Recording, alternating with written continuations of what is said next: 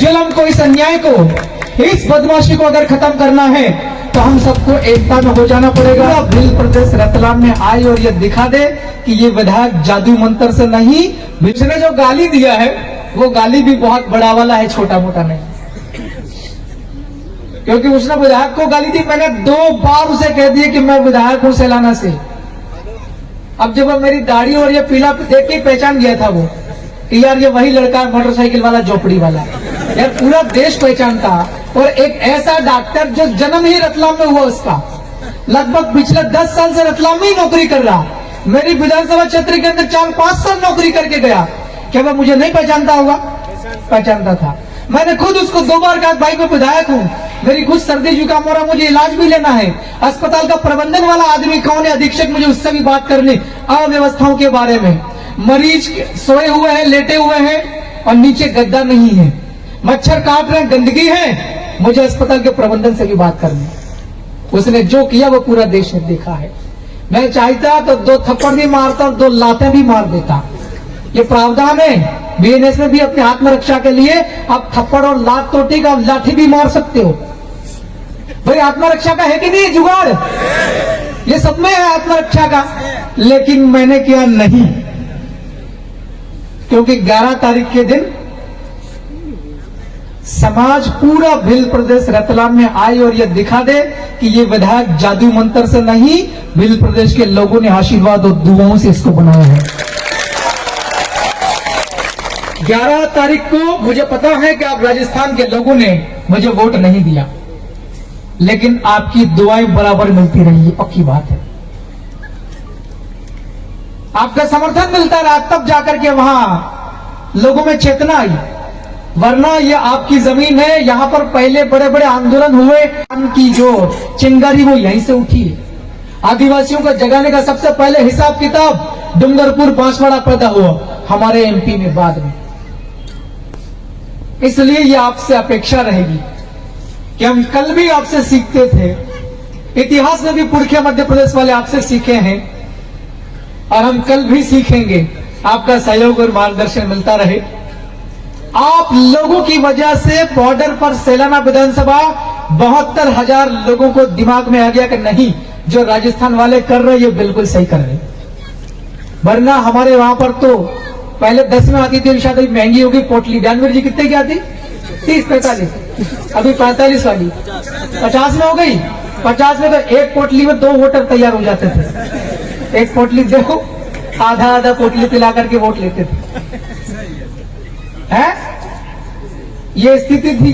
अब अचानक से वहां पर यह चमत्कार हुआ। इस चमत्कार के पीछे कोई अगवान भगवान नहीं है, आप और हम सब लोगों का जागरण मार्गदर्शन की वजह से है।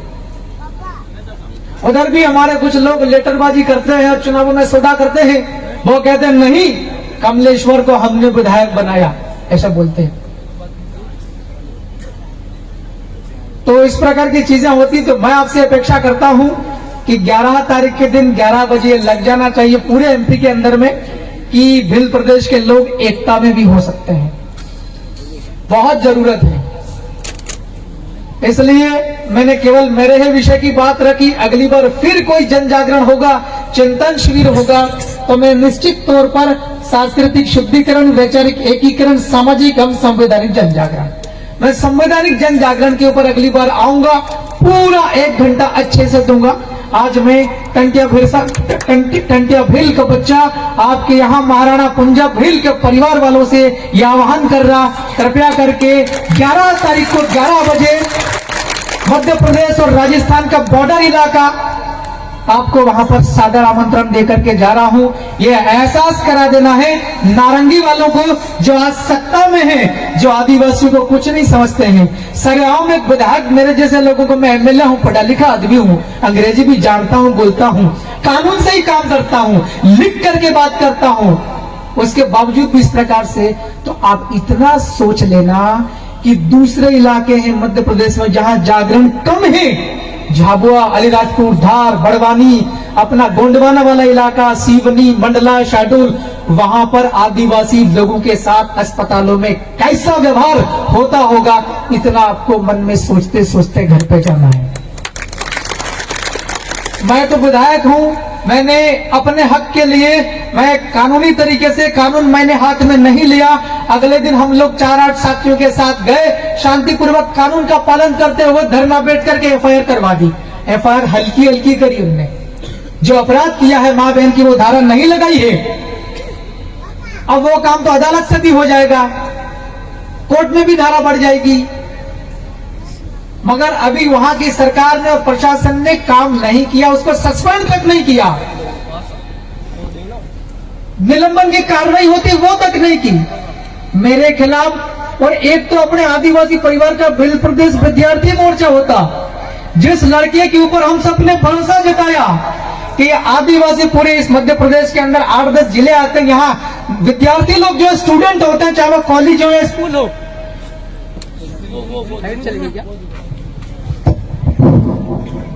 एक वो लड़का जो पूरे मध्य प्रदेश के 4-5 जिलों में भिल प्रदेश विद्यार्थी मोर्चा का काम संभालता, वो लड़का जिले में ही नहीं था उस दिन, जिस दिन मैं अस्पताल में गया था। उसके खिलाफ भी 5 धाराओं में मुकदमा दर्ज कर दिया मेरे साथ।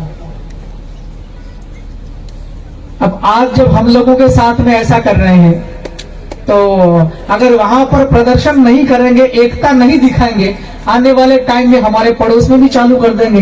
दानपुर से लेके छोटी सरवन के रास्ते बांसवाड़ा से होते हुए गोबुंदा आ जाएंगे। सही है कि नहीं है?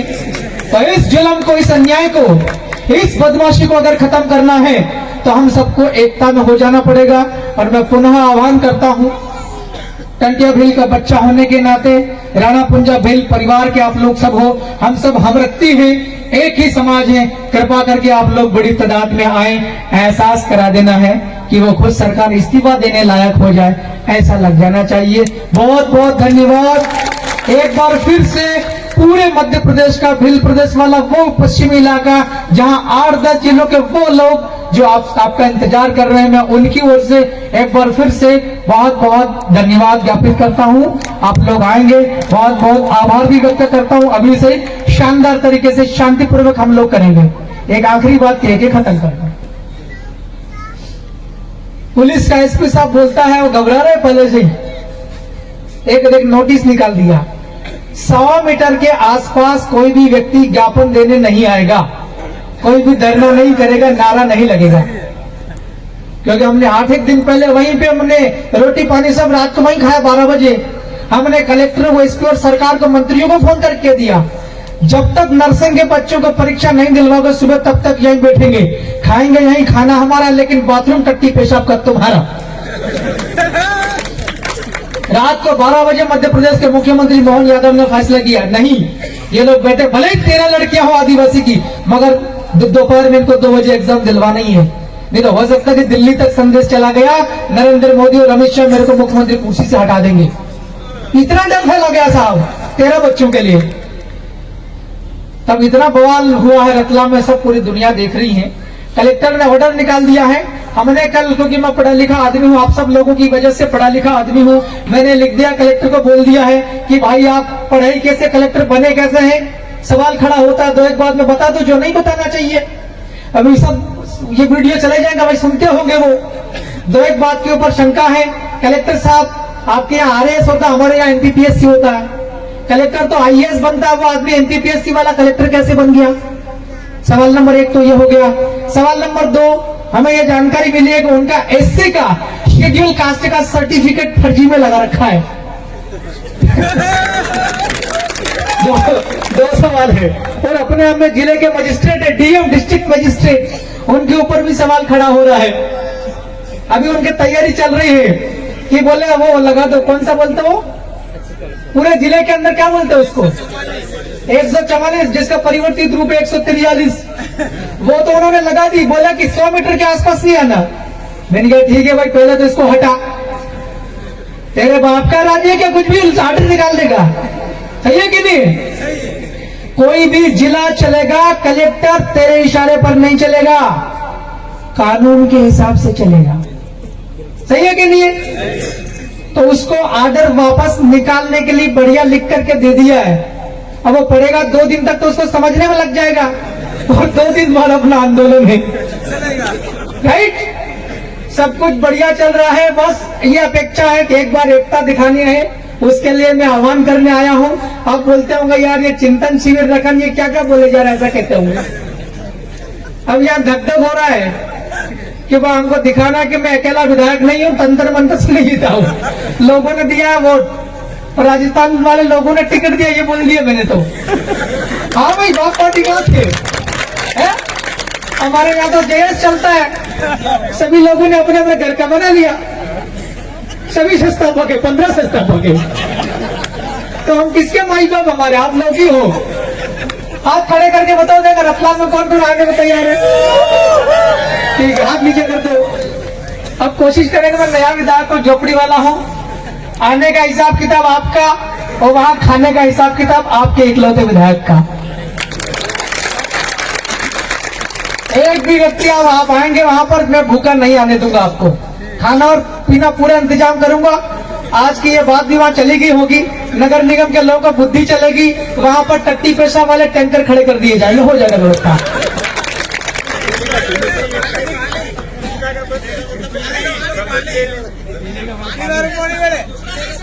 पानी, हाँ पानी, पानी कह रहा हूँ, पानी की व्यवस्था कर देंगे। खाना खाना मतलब रोटी चावल, और पीना मतलब पानी। आपने वीडियो में देखा होगा डॉक्टर कैसा करके तिल मिला रहा था, नशा वो खुद ही लग रहा था, मेरे को कह रहा कि यार विधायक पी के आया। अरे भाई, कोई भी विधायक, चाहे सत्ताधारी विधायक भी चुपचाप 12 बजे पत्नी के साथ बिस्तर पर बैठ के पीता है। मैं तो इकलौता विपक्षी विधायक हूँ, मैं क्यों पी के अस्पताल जाऊंगा। पीता ही नहीं हूं मैं तो। पानी की बात हो रही, हमारा समाज भी नशा छोड़ रहा है धीरे धीरे। अंग्रेजी को लात मार दी, मऊड़ी वालों को भी बंद कर दे, क्या जरूरत है इन चीजों की। तो आपके पानी की व्यवस्था कर देंगे। 10 टैंकर तो मैं खुद ही लेके आ गया हूँ, 10 के 10 टैंकर लेके आ जाऊंगा। जरूरत पड़ी तो रतलाम के अंदर जितने टैंकर पड़ा वो भी निकाल लेंगे, सही है कि नहीं है। लेकिन एक भी व्यक्ति प्यासा नहीं रहेगा। बहुत बहुत धन्यवाद, ज्यादा बोल लिया हो तो क्षमा करना। जौहर जय। इस देश के अंदर किसी प्रकार की कोई व्यवस्था नहीं हुआ करती थी, केवल राजतंत्र हुआ करता था, और बाहर के लोग आकर के और पूरे देश के ऊपर एक तरफा राज करते थे। जहां आदिवासी लोग हुआ करते थे, आदिवासी इलाके हुआ करते थे, वहां उनका हस्तक्षेप कम था,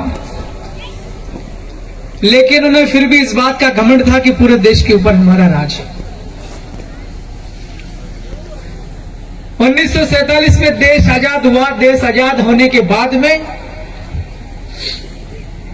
इस देश की दिशा कैसी रहेगी, गति कैसी रहेगी, उसके लिए भारत का संविधान बना।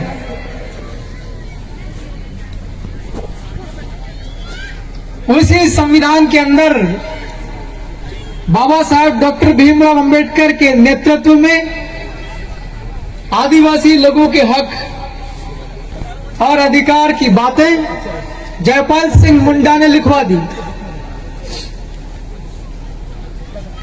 अब देश के अंदर में चाहे लोकसभा हो, राज्यसभा हो, विधानसभा हो या त्रिस्तरीय पंचायती राज हो, जितने भी जनप्रतिनिधि होते, चाहे वो पंच हो, सरपंच हो, जनपद आपका पंचायत समिति हो, जिला परिषद हो, विधानसभा का सदस्य हो, विधान परिषद का सदस्य हो, या विधानसभा का सदस्य हो, या लोकसभा का सदस्य हो, या राज्यसभा का सदस्य हो, ये जितने भी जनप्रतिनिधि लोग होते हैं, इनकी एक छोटी सी जिम्मेवारी होती है। इनका काम होता है साथियों और सज्जनों, अपने इलाके के लोगों के बीच और सरकार के बीच एक कड़ी है। लोगों की अगर कोई बातें हैं तो वो बातें सरकार के पास ले जाकर पहुंचाना। अलग अलग तरीके होते हैं सरकार के पास अपनी बातें पहुंचाने के। जब भी सदन लगता है, चाहे विधानसभा हो, लोकसभा हो, राज्यसभा हो, वो जनप्रतिनिधि अपने इलाके की, अपने लोगों की बात, अपनी लोगों की मांगे वहां पर बोलेगा। ये ड्यूटी है टाइप की, कॉन्स्टिट्यूशनल ड्यूटी। दूसरा, लिख करके भी वहां पहुंचाना है अपनी बात, लोगों की बातें वहां लिख करके देना है शासन के पास। सरकार बनाती है कानून, लेजिस्लेचर बनाती है कानून, अब कानून के आधार पर नियम बनते हैं और नियम क्रियान्वयन करने का काम प्रशासन का होता है सभी राज्यों में और पूरे देश भर में।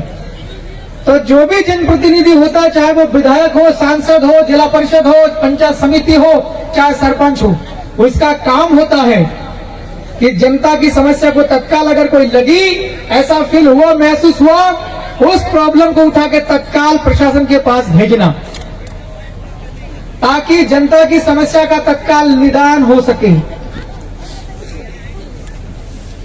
अब जब देश आजाद हुआ 1947 में, उसके पहले राजतंत्र था, 1947 में लोकतंत्र हुआ। लोकतंत्र का मतलब आप सब लोग जानते हैं, government of people, by the people, for the people.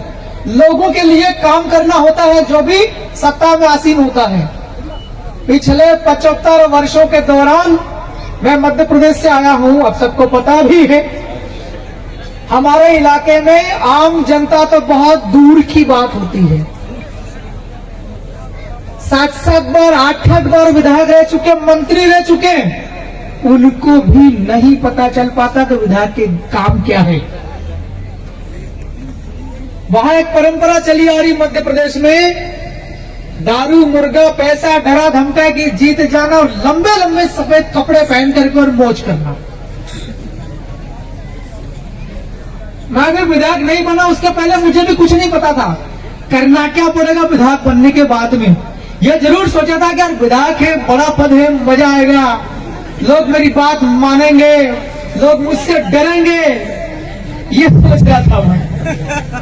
विधायक बनने के बाद क्या करना है, काम क्या क्या है, ड्यूटी क्या है, कर्तव्य क्या है, अधिकार क्या है, ये पता नहीं था। मेरे लिए प्लस पॉइंट ये रहा, बहुत बुरे दौर से गुजरा है परिवार, लेकिन स्कूल की पढ़ाई भी ठीक तरीके से करी, अंग्रेजी भी आता था।